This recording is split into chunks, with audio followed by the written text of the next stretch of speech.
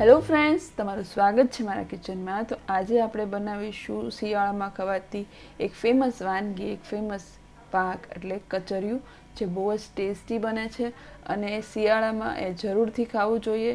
અને એક વાત કે આ કચરિયું આપણે બહારથી લાવતા અને ઘરે બનાવવામાં બહુ ડિફરન્સ આવતો હોય છે, અલગ સ્વાદ આવતો હોય છે। પણ આજે આપણે બહાર જેવું એકદમ પરફેક્ટ કચરિયું ઘરે બનાવીશું, સાની ઘરે બનાવીશું, એકદમ પરફેક્ટ બનશે એક અલગ રીત સાથે। જો એકવાર આ રેસીપી તમે ટ્રાય કરીને તો હું ગેરંટી સાથે કહું છું કે તમે બહારથી કચરિયું લાવવાનું બંધ કરી દેશો અને ઘરે જ બનાવશો। તો આ રેસીપી પૂરેપૂરી જોજો અને એમાં મેં જે પણ ટિપ્સ અને ટ્રિક્સ વાપરી છે તમે પણ યુઝ કરજો, તો તમારું પણ કચરિયું એકદમ પરફેક્ટ બનશે, તમારી પણ સાદી એકદમ પરફેક્ટ બનશે।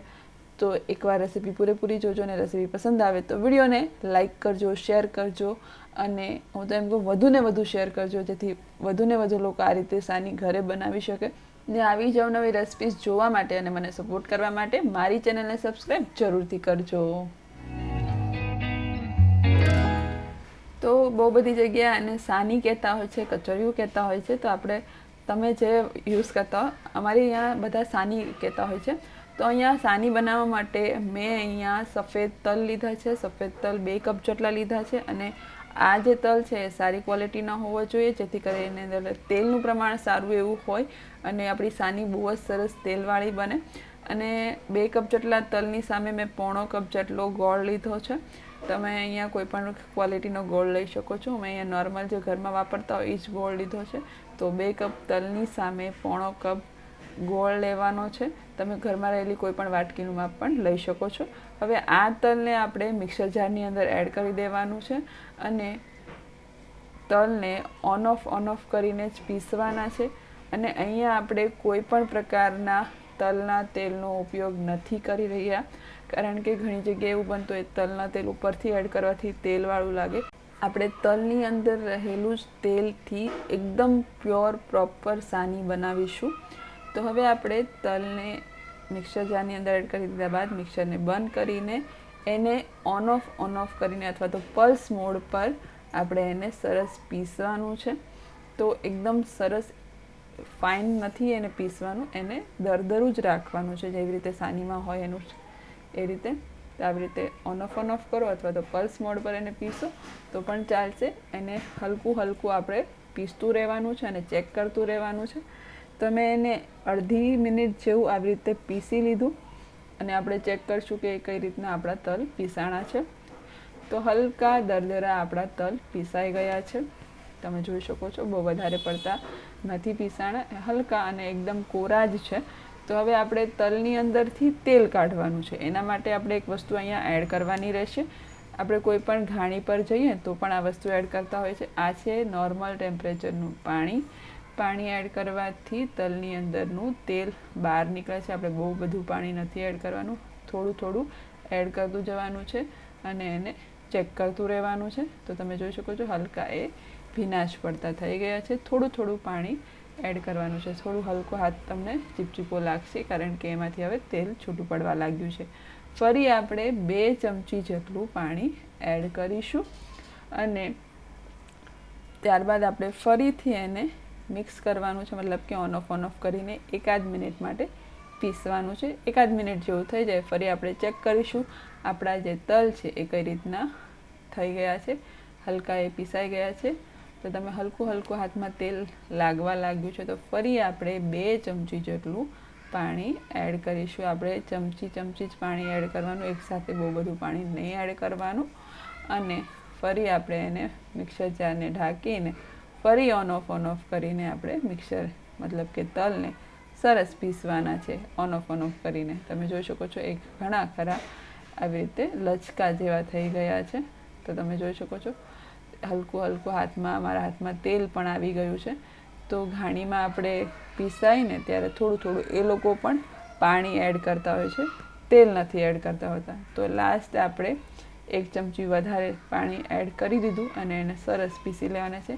અહીંયા મેં ટોટલ 6 ચમચી જેટલું પાણી એડ કર્યું છે અને આવી રીતે આપણે પીસીએ ને તો હવે નીચેથી ઉપર તલના મિક્સરને ફેરવતું રહેવાનું છે. જ્યારે પણ તમે પાણી એડ કરીને પીશો ને તો વચમાં આવી રીતે નીચેના ભાગને ઉપર અને ઉપરના ભાગને નીચે એવી રીતે ફેરવતું રહેવાનું છે, જેથી કરીને છે ને એ એકદમ હીટ ના પકડે અને એક સરખા બધા જ તલ પીસાય.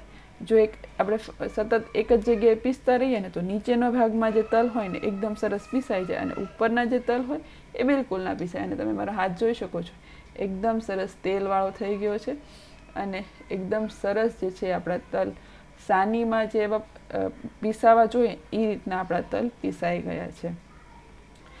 તો હવે હું મિક્સર જારને એકદમ સરસ ફરીથી અડધી મિનિટ માટે પાછું મેં પીસી લીધું, કારણ કે થોડુંક હજી હલકું મને પીસવા જેવું લાગ્યું. તો હું પાછા તમને તલ બતાવીશ. આવી રીતના લચકા જેવા તલ થવા જોઈએ. તો ટોટલી આપણે 6 ચમચી જેટલું પાણી એડ કર્યું 2 કપ તલની અંદર અને એકદમ લચકા જેવા આપણા તલ તૈયાર થઈ ગયા છે. આ રીતના એકદમ ડ્રાય તલ ન થવા જોઈએ. અને મિક્સર જારની અંદર આપણે ડાયરેક્ટ ગોળ નથી એડ કરવાનો.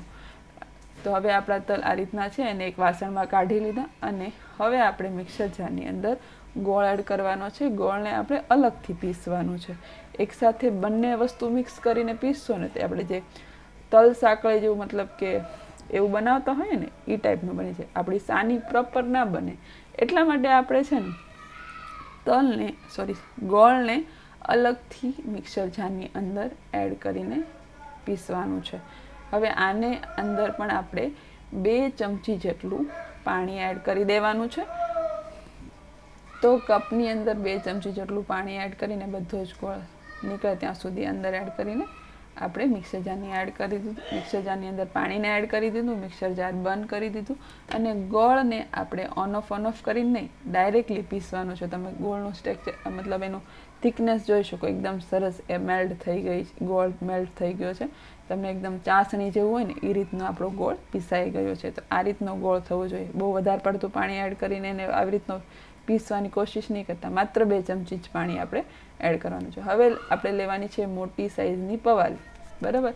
હવે તમે બહુ બધી સાની બનાવતા હોય તો નાની સાઈઝનો જે ડબ્બો હોય ને એ પણ તમે લઈ શકો છો.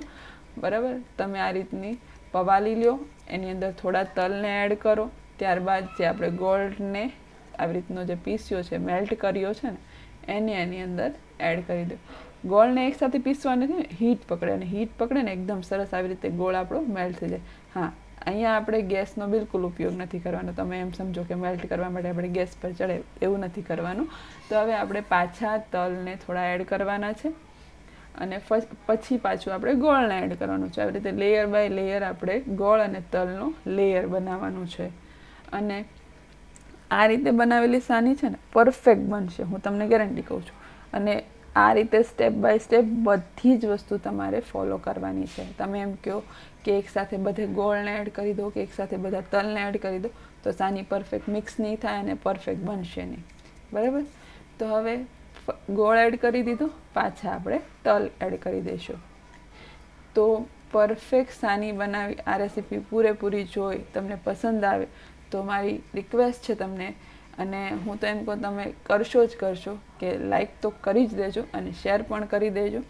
અને જો બહુ જ ગમ્યું હોય ને તો સબસ્ક્રાઈબ પણ કરી દેજો.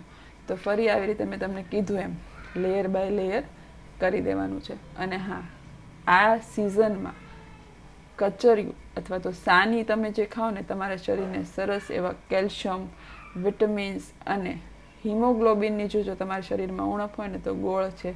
અને શરીરને ગરમાટો પણ મળે. તો આ બધી જ વસ્તુ આ સમયે ખાવી જરૂરી છે. તલમાં રહેલા બધા જ વિટામિન્સ, કેલ્શિયમ તમને મળે અને ગોળથી તમને ગરમાટો પણ રહેશે અને હિમોગ્લોબિનનું પ્રમાણ પણ સારું એવું રહેશે.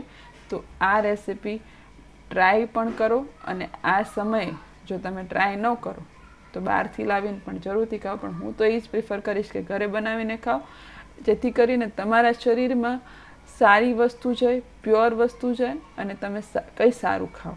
બરાબર. તો હવે આવી રીતે બધી જ વસ્તુ આ લેયર બાય લેયર આપણે પવાલીમાં એડ કરી દીધી. અને ઘરમાં રહેલું કોઈ પણ લાકડાની વસ્તુ હોય, તમારી પાસે વેલણ હોય તો વેલણ, અને મારી પાસે વેલણ તો છે જ પણ આવી રીતના લાકડી મતલબ લાકડાની આવી રીતે લાકડી હોય, દાંડી હોય એ મેં લીધી છે. અને આ વસ્તુ તમને થોડીક મહેનતવાળી લાગશે પણ આવી રીતે સરસ મિક્સ કરતું રહેવાનું છે. હલકા હલકા હાથે, જેથી કરીને બધી જ વસ્તુ મિક્સ થશે. અને લાકડું જે છે એ હીટ નથી પકડતું, અને આપણે હાથેથી મિક્સ કરીએ તો હલકા હાથે ધીમે ધીમે આપણે મિક્સ કરીએ ને તો તલની અંદરનું જે તેલ છે ને એ છૂટું પડે. ઘાણીનો આ જ મતલબ છે કે ઘાણીમાંથી તલમાંથી તેલ છૂટું પડે છે અને સાની એકદમ પ્યોર બને છે, કેમ કે એ ધીમે ધીમે ચાલે છે. અને મિક્સરમાં આપણે એક સરખું પલ્સમાં મિક્સ એટલા માટે જ કરીએ છીએ કે તલ જે છે એ છે ને એકદમ સરસ કહે ને પીસાઈ જાય, એવું પીસાઈ ન જાય. હાની બનાવવા માટે એકદમ સરસ ધીમે ધીમે ઘાણી ચાલે તો એમાંથી તલમાંથી થોડું તેલ પણ છૂટું થાય અને બધી જ વસ્તુ એક સરખી મિક્સ પણ થાય. ઘાણી આ માટે, અને લાકડાની હોય ઘાણી પ્યોર, એ કોઈ મશીન હોય પણ એક લાકડામાંથી બનેલી હોય, એટલે એકદમ સરસ સાની એટલા માટે બને છે. તો સાની ઘરે આ માટે ના બનતી હોય કારણ કે લાકડાની વસ્તુ તો હોય નહીં મિક્સરમાં, એકદમ પ્યોર બ્લેડ હોય એટલે એ તો એકદમ સરસ પેસ્ટ બનાવી દે. પલ્સ મોડ પર ચલાવવાનું કારણ આ. અને તમે જોઈ શકો છો આપણે જે લાકડા ઉપર હલકું હલકું તેલ છૂટું પડી ગયું. અને લાસ્ટમાં હું તમને સાનીનું જે પ્રોપર જે સ્ટ્રક્ચર બન્યું છે ને એ પણ તમે જોઈ શકશો. એકદમ પ્યોર મિક્સર આપણે સાની બનશે. પણ હા, આ વસ્તુ તમને થોડી પાછળથી મહેનતવાળી લાગશે અને સતત 5 થી 6 મિનિટ આવી રીતે મિક્સ કરવાનું રહેશે. તમે વધુ સરસ રીતે 10 મિનિટ સુધી મિક્સ કરશો ને તો તમને એકદમ સરસ તલમાંથી તેલ છૂટું પડતું લાગશે. પણ તમે જોઈ શકો છો હવે મેં 5 થી 6 મિનિટ આવી રીતે મિક્સ કર્યું ને એકદમ સરસ લચકો આપણી સાની તૈયાર થઈ, આપણું કચોરિયું એકદમ પ્યોર તૈયાર થયું છે. તો આ રીતે એકવાર સાની ટ્રાય કરજો, બહુ મજા આવશે. અને એમ જ લાગશે કે આ તમે કોઈને પીરસશો ને તેમ જ લાગશે કે બહારથી લાવ્યા છો. અને તમે લાકડી ઉપર તમે જોઈ શકો છો એકદમ સરસ તેલ દેખાઈ રહ્યું છે, લાગે છે ને? તો મારા ફ્રેન્ડ્સ, આ રીતે સાની ઘરે બનાવો અને એકદમ પ્યોર ટેસ્ટ મેળવો સાનીનો. તો હવે આપણી સાની મેં 7-8 મિનિટ સુધી મિક્સ કરીને કચોરિયું તો એકદમ સરસ તૈયાર થઈ ગઈ છે. અને મને તો બનાવતાની સાથે મેં ચાખીને મને બહુ મજા આવી ગઈ, બહુ સરસ ટેસ્ટ છે.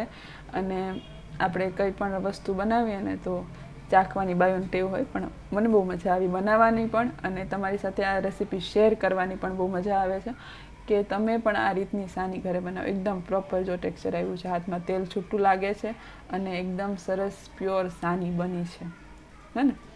તો આની અંદર મેં એકદમ પ્લેન સાની બનાવી છે. મેં કોઈ પણ પ્રકારનું તેલ બિલકુલ નથી યુઝ કર્યું, નથી કોઈ મેં ઘી એડ કર્યું કે મેં એમાં અંદર ડ્રાય ફ્રૂટ કે ગુંદર કે એવું તળીને પણ નથી રાખ્યું.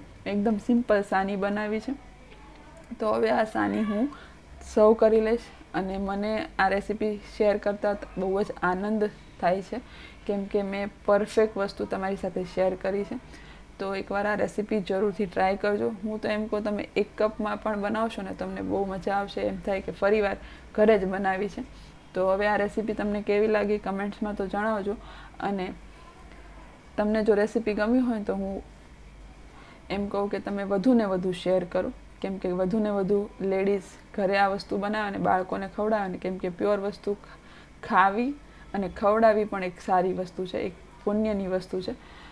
તો હવે આ રેસીપી શેર કરજો, લાઈક કરજો અને મારી ચેનલને સબસ્ક્રાઈબ જરૂરથી કરજો, એટલે મને વધુ ને વધુ મોટિવેશન મળે તમારી માટે આવી સરળ અને સિમ્પલ રેસીપી, એક પ્યોર વસ્તુ બનાવવાની સાચી રીત તમારી સુધી હું પહોંચાડી શકું. અને વધુ ને વધુ મોટિવેશન, વધુ ને વધુ રિસર્ચ કરીને આ વસ્તુ બનાવું, કારણ કે મેં પણ બહુ બધી ઘાણીની કઈ રીતે બનાવતી હોય એ વસ્તુ જાણી જોઈને પછી આ ઘરે બનાવી છે એક નવી રીત સાથે. અને ઉપરથી હવે કાજુ અને ડૂટી ફ્રૂટી અને ટોપુથી ગાર્નિશ કર્યું છે મેં.